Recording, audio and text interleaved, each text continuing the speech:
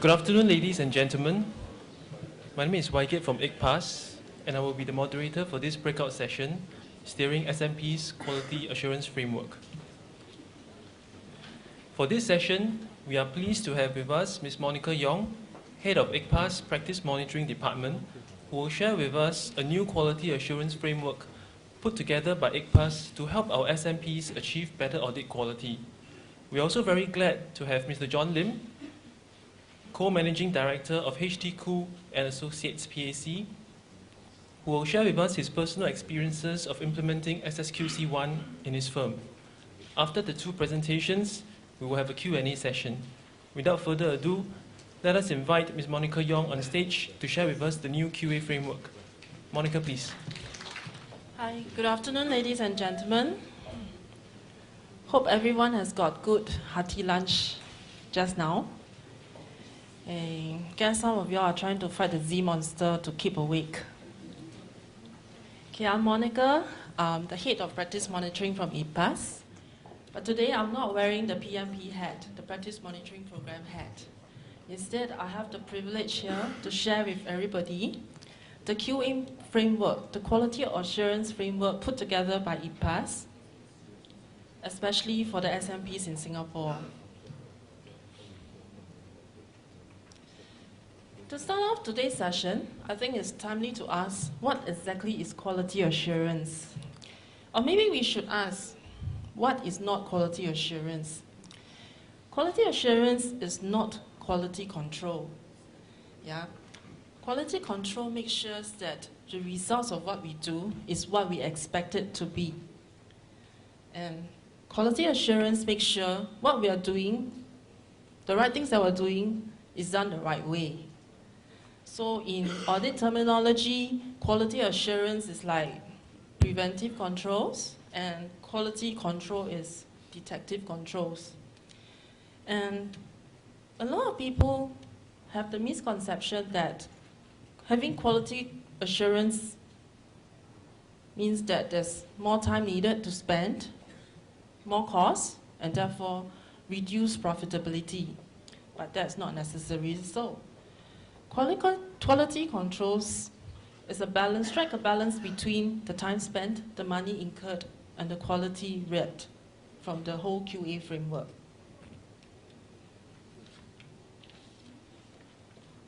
Before we look at what the new quality assurance framework offers, it's timely to take stock what ICPAS has offered for our members at the moment. They include technical inquiry, technical knowledge center, technical discussion group, seminar, as well as training. Yeah, these are everywhere. They are static, they are fragmented, therefore more could be done. As the national accountancy body, ICPAS has been trying to find ways to help members to better improve audit quality. And therefore, we have recognized that more needs to be done to improve audit quality amongst the SMP in Singapore.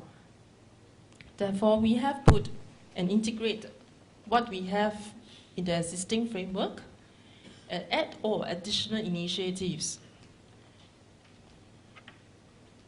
to introduce a holistic quality assurance framework to help the SMPs in Singapore.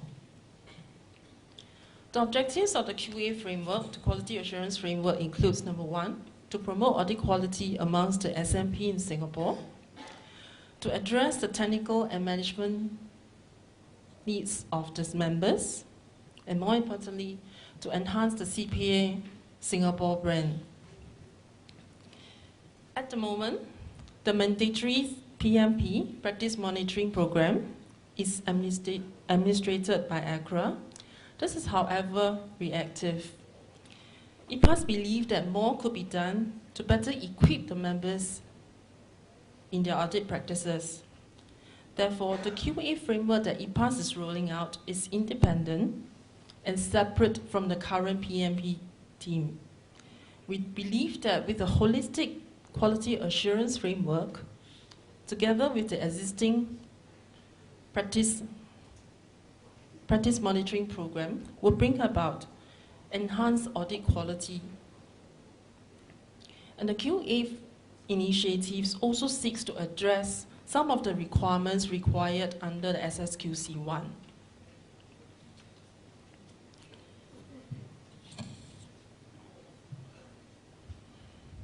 Let me now take you through the quality assurance framework, which is made up of 5 key trusts. Key trust number 1, technical advisory. Number 2, QA review. Number 3, technical clinics and workshops. Number 4, training. And last but not least, the implementation of SSQC1. Under the quality assurance framework, first key trust, technical advisory, ICPAS is committed to invest in dedicated resources which are specific to attend to the technical needs of its members. ICPAS, with a 25,000 membership strong member, is in a superb position to pull in all the resources and the expertise amongst the members. Most SMPs will face common auditing and accounting issues, and ICPAS will be able to provide the leadership in the form of technical consultation to the members. And with that, ICPAS will also build a database consolidating all the issues that technical consultation has received, so that it enabled other practitioners who may face the similar problem as a reference point to check for future references. The second key trust under the quality assurance framework is the QA review. At this juncture, I think it's timely to bring out that the QA review is a separate team, a separate department from the current PMP team. Information will not be shared amongst the 2 departments. Okay. For the QA review, it is educational, it's voluntary, and it seeks to improve the audit methodology of our SMPs. It will not only identify and highlight the strength, but also as well as areas of improvements for the SMPs. So it's another professional intellectual exchange, which is a problem-based learning that has been proven to be a very effective learning approach. It not only helps to sharpen the audit skills of the audit staff members, but also helps to enhance the review skills of the members themselves. So it is a firm-wide learning for everybody in the firm. Again, the second key trust QA review helps to address the QA needs as well as meet one of the elements, SSQC1 engagement performance. Spinning off from the second key trust, the QA framework, the QA review, there are tremendous scope to better customize and organize technical workshops and clinics to help our members. This allows the sharing of best practices and common weaknesses, and it can be on topical based or industry specific. For example, I may need assistance on how to craft out a proper audit qualification, or whether my revenue recognition for this client is appropriate. So there's some bounce off during these sessions. And I think the more important and more valuable out from this key trust is the platform for networking amongst members. Yeah, and well, it can be a big group learning like what we have today, or we can have a small learning group like 5 to 6 members coming together with a bring our own file approach to discuss and deliberate on the case, on the issues faced, and hope to achieve collaborative learning, which again is another effective learning approach.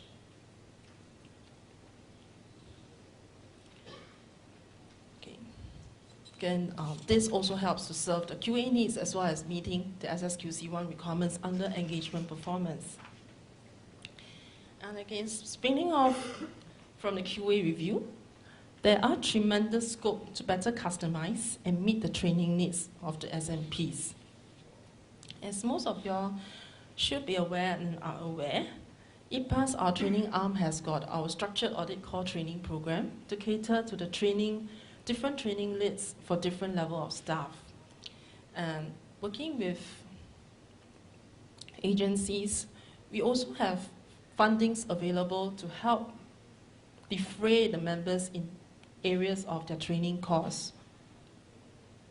And with effect from the 1st January 2012, ICPAS has also invested greatly on the Members Development Fund, where training credits are made available to all members, and they will be able to claim, and it is nothing as timely as now to invest in training, to enjoy the grants and the government incentives available. And with these 4 key trusts, the 4th key trust training, it helped to address the quality assurance needs, as well as meeting some of the elements under SSQC1, under the elements of human resource, ethics and engagement performance. Recap for the first 4 key trusts. Okay. The above 4 key trusts are integral to meeting the requirements under SSQC1. In particular, they address 3 out of the 6 elements under SSQC1, namely independence and ethics, human resources, engagement performance. And to finish the cake with the icing, our 5th key trust under the quality assurance framework includes assisting members with the implementation of SSQC1. As a first salvo, we are pleased to have our very own practitioner from the SMP, Mr. John Lim, who is the next speaker, to share with us his journey of implementation of SSQC in a firm, particularly in the areas of the challenges he faced, and more importantly, the benefits that he has reaped from the implementation. ICPAS has also worked and collaborated with ICAW to organize workshops in SSQC1, with the first one rolling out this coming Thursday, Quality Control for Auditors, Raising the Bar. And in the coming quarters, members can expect that we'll be rolling out resources to help them with the implementation of this SSQC1. They include resources available to help, as well as workshops and technical workshops to assist them. So having here all the 5 key trusts, now let me recap some of the benefits that the SMPs can expect. Number 1, share resources, improve audit quality, which will also bring about improvement in productivity and efficiency. Number 3, the always valuable platform for networking. Number 4, with networking, it also provides the opportunity for collaborative learning. And more importantly, to enjoy economies of scale from the key trusts that ICPAS has rolled out.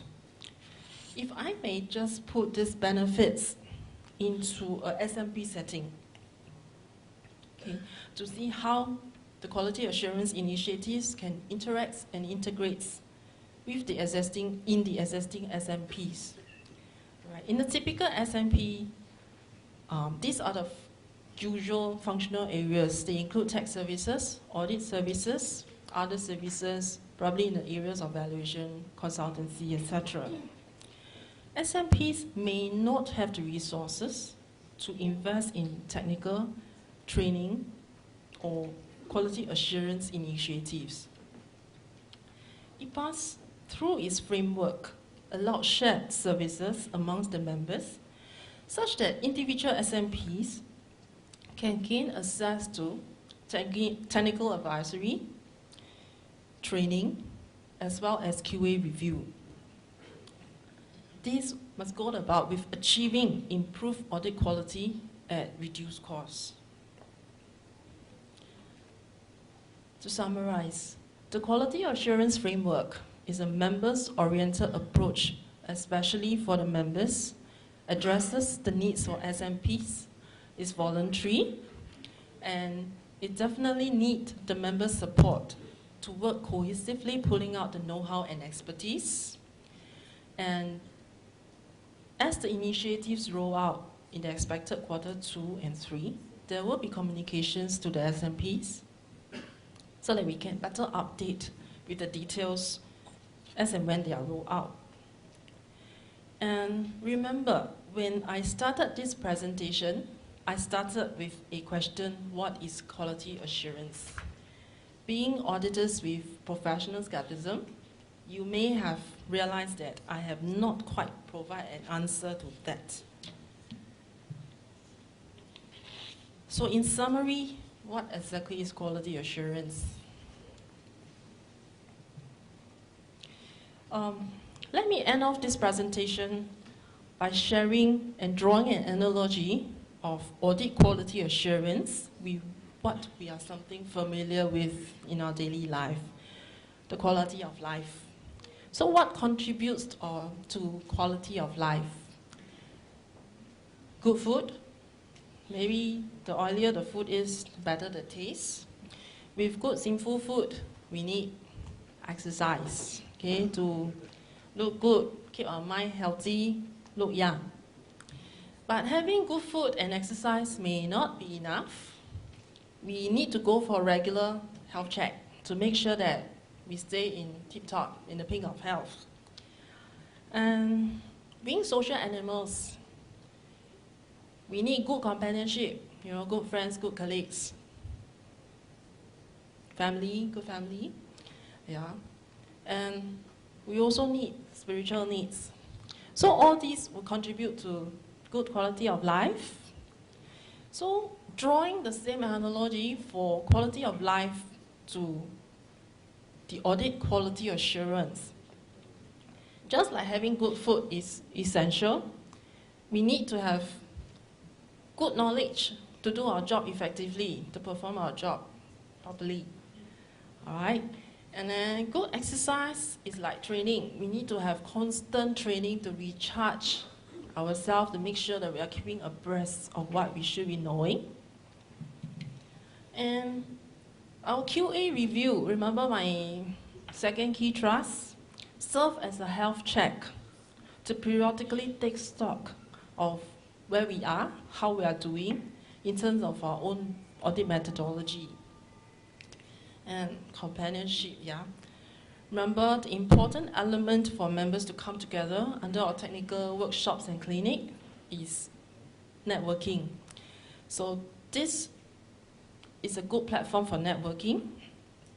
And last but not least, the implementation of SSQC1 provides the overarching checklist that forms the soul of the quality assurance. This is really my last slide, okay? With that, I'll leave you with my last slide, which I thought was meaningful to the QA framework. Because quality assurance is a long race with no finishing line, because we need to constantly improve and learn. There's always a learning process, as long as we are in practice. And in this respect, we need the support and participation for all members to make the quality assurance a success. With this, I end my presentation. Thank you.